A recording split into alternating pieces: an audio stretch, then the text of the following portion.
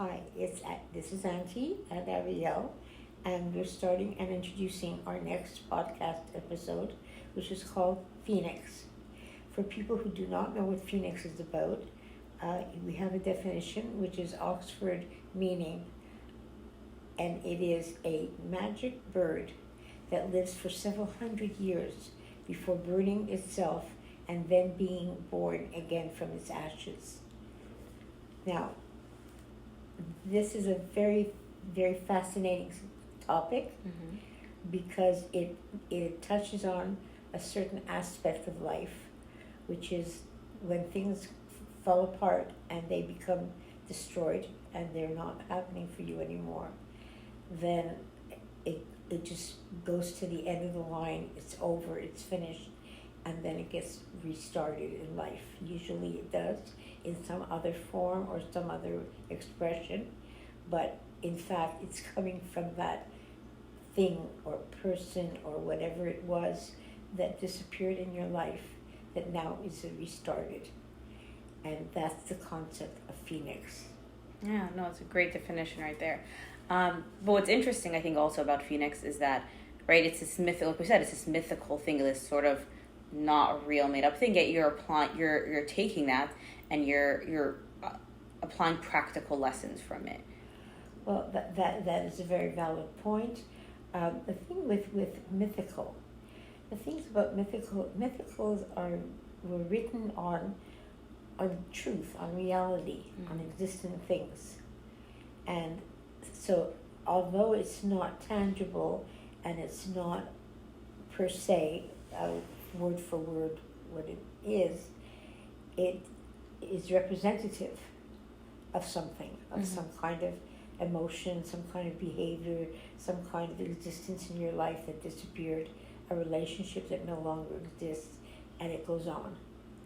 But the concept is something that gets destroyed, that gets disappeared in your life, or in a life, then it comes back in a better form. Now, mythical is in itself, you're right, it's not a tangible, but it definitely represents reality. Yeah, that's a very valid point. And you just touched on also the idea within Phoenix, which is, right, it's going from the ashes to a rebirth, going from a, correct me if I'm wrong, but a difficult situation to a better one. Yeah. And I'm just curious, what, in your opinion, or from your own personal experience, how do you get from that process? Is it just wait out and see till it gets better? Do you have to take some steps to help yourself get to the better part? What would you say? What I would say is, going back to my formula, shall we say, is that it comes to, you have to start with the term awareness. You have to be aware that whatever it is has gone, is disappeared, is destroyed itself, because doesn't work. That in itself comes with needing awareness.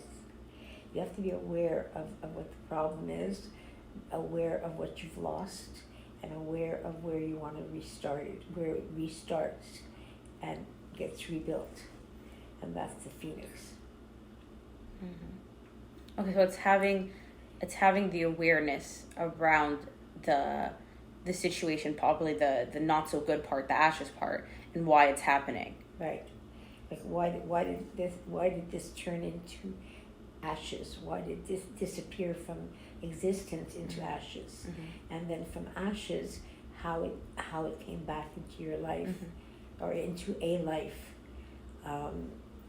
in a new form.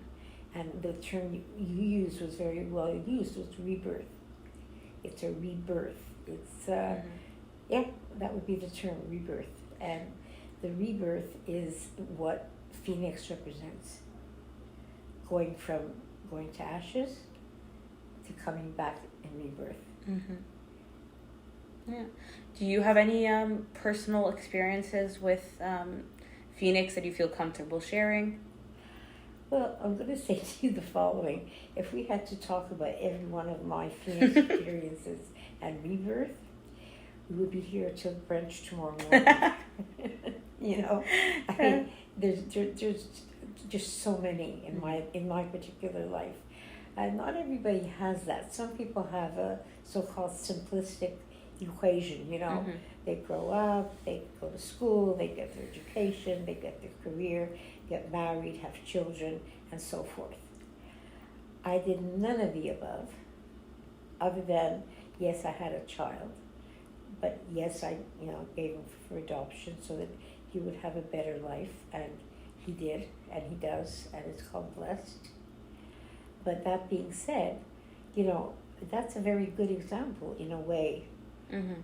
And it's not, I don't mean it in a critical sense, but that was a phoenix in my life where my world just died. I just went into some kind of emotional state of stop, Mhm. and I disappeared. Mhm. The whole experience was extremely, it was the extreme pain of my life. And it went on hold for 10 years before I figured out that I was in trouble about this, you know. Mhm. Because sometimes when, you know, when pain is too deep to feel, you just don't feel it. You put it into some place, you know. In my case, it was what I call third person. Mhm. In many cases, they just put it somewhere in the background. Mhm. You know, everybody has a different coping mechanism for it. Mhm. But ultimately, the procedure is actually a phoenix, because it completely goes to nothing, to burn, Mhm. into ashes, and then it comes. You in my case, I say the word. I recreated and accepted something that was unacceptable to me, Mhm. and that's the process of phoenix in my mind, in my explanation. Thank you for sharing that. What would you say? I think listeners might like to know. What would you say to someone who feels like they've been in the ashes, in the hard part of the phoenix transformation for a long time? They feel like they just can't get out of that part. What would you say to someone? Those are tough questions. What would I say to that person? You know, I think where it comes down to is you have to be able to accept the awareness, accept what you realize is what happened, where you're at, and then when you're there, it goes down to, again, what I said before, learning to make better choices. Mhm. When your life, whenever something in your life does that, it becomes like almost intolerable. Then, you know, it goes to some form, and one could refer to it as ashes, because it is that, you know, whatever it was so deep and so painful that you're not able to feel it. And that is where you go to ashes, and the ashes eventually, and I guess the next step is to explain to someone that with effort, with learning to make better choices, you can come out of ashes slowly and always step by step. Mhm. And if you do step by step, eventually you'll make your way out of there, Mhm. and you will start to rebuild and have rebirth. So I think what you're saying is that it's not it's not a snap your finger process, that you need to take your time, and it's slowly but slowly. So even if someone is in there for a long time, it doesn't mean it's forever. No, absolutely not. But you know, here's the thing.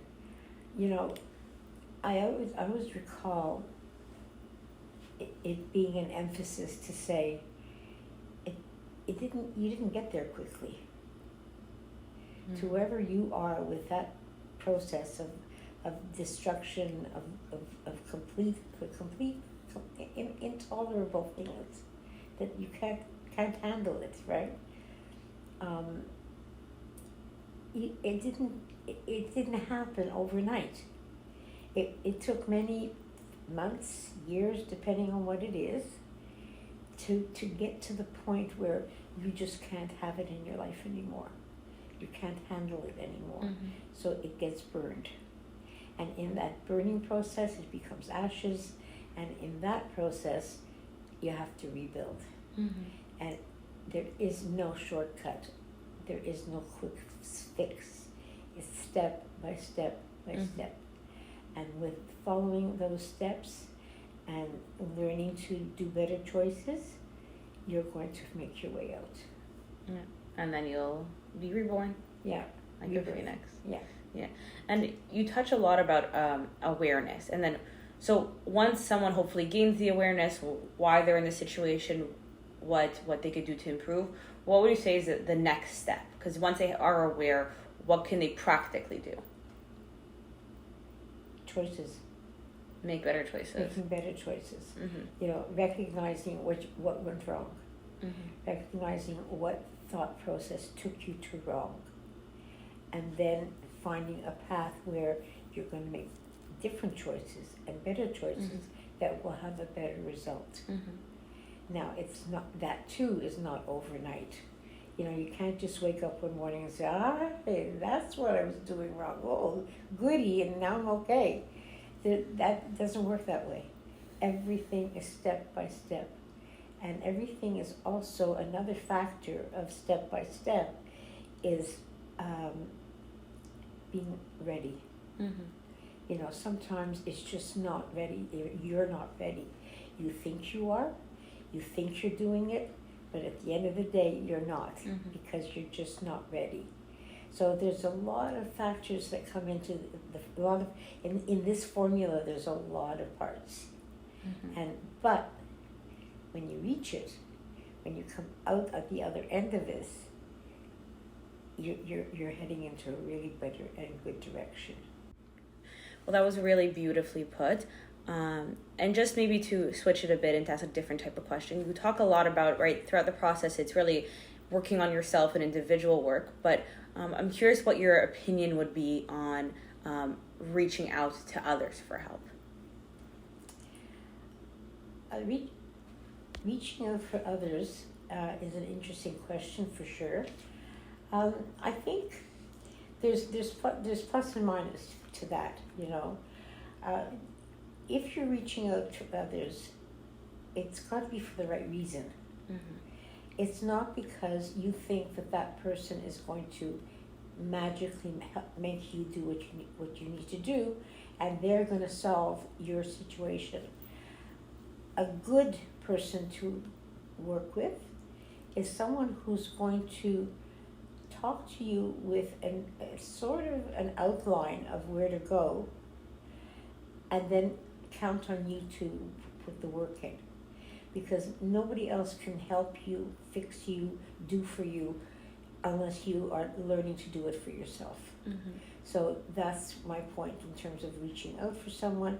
It's got to be somebody who will guide you and not do for you and not take over for you, but guideline you.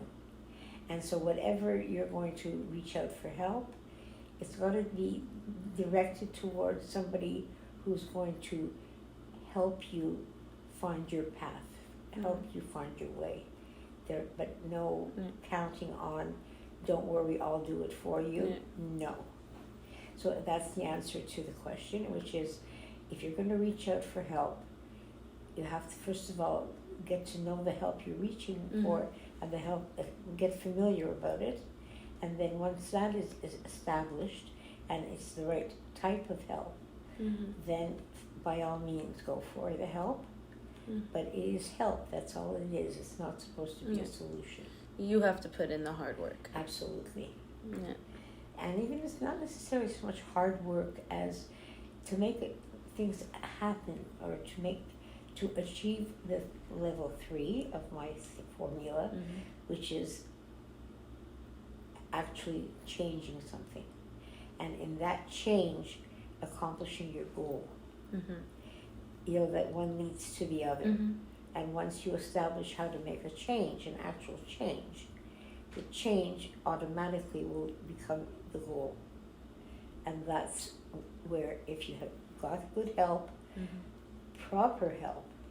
A lot of people, A, in what they think they're getting, and B, in what they should be using it for, are not the same.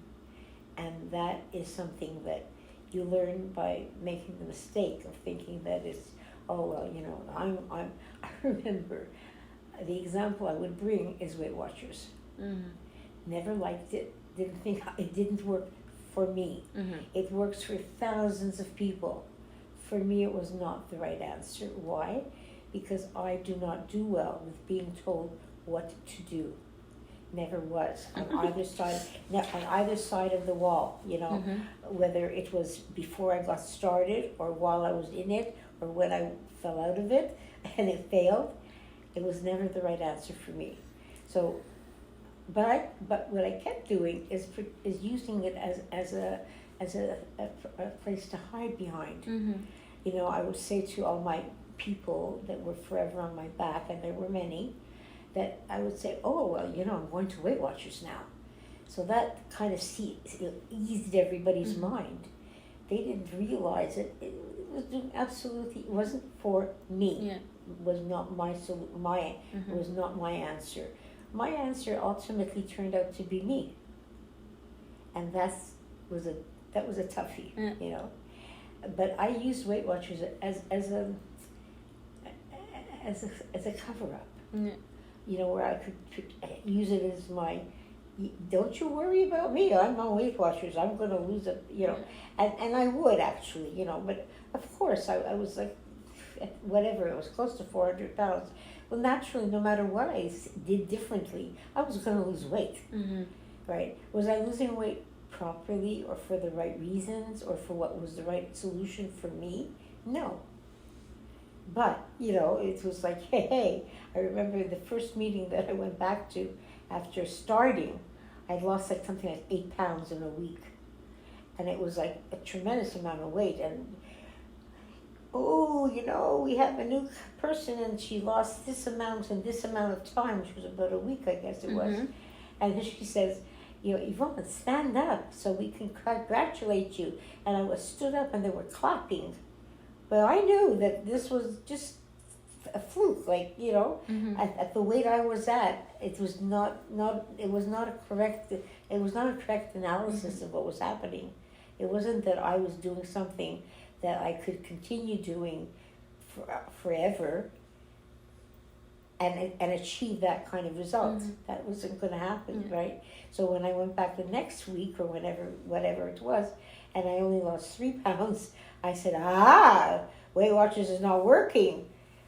As soon as you count on something to do it for you instead of you, you're in the wrong hands. So in seeking help, you have to be cautious and learn about the help you're getting and then see whether, in fact, it is the right help for you.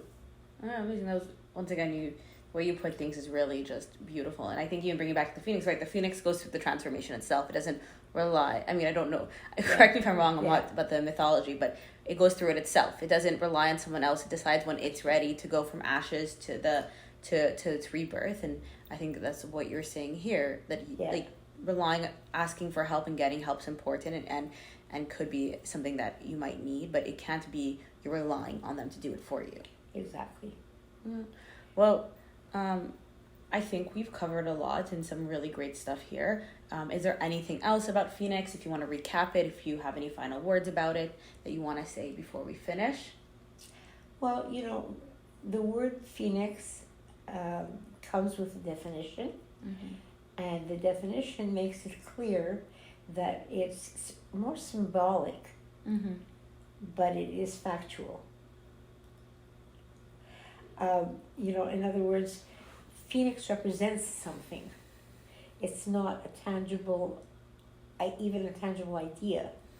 It's not tangible in any way. What it is, it represents a process. It represents a process. And that's what you have to understand about the word Phoenix and about going through the life. When you go through the process that you would refer to as Phoenix, it's just so much more than it first appears, Mm-hmm. and as you get to know it more Mm-hmm. and understand it more, it becomes more and it helps you more. So, it is extremely interesting. And I don't know much about Greek mythology or Egyptian mythology. What I do know is that mythology is a depth of understanding, Mm-hmm. of realizing what is the real realities of what you're dealing with. Mm-hmm.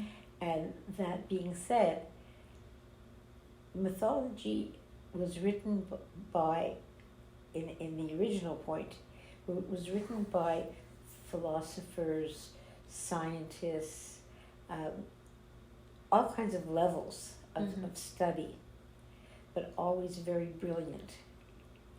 And so, what we take from mythology and apply to today's present world Mm-hmm. is very, very, very, very valuable, because it's based on super intelligence. And that's what mythology is about. And also, when you read about mythology, there's so much representation that it's very fascinating. Mm-hmm. So I think we can put it in that category as being very intelligent, very fascinating, and mythology is definitely something that lends itself to and is meant to be studied. Amazing. Well, thank you so much for sharing, Auntie. I think the listeners got some really good lessons today. And I guess we'll just have to come back next week to learn more. Absolutely, and we welcome you to continue our journey with us.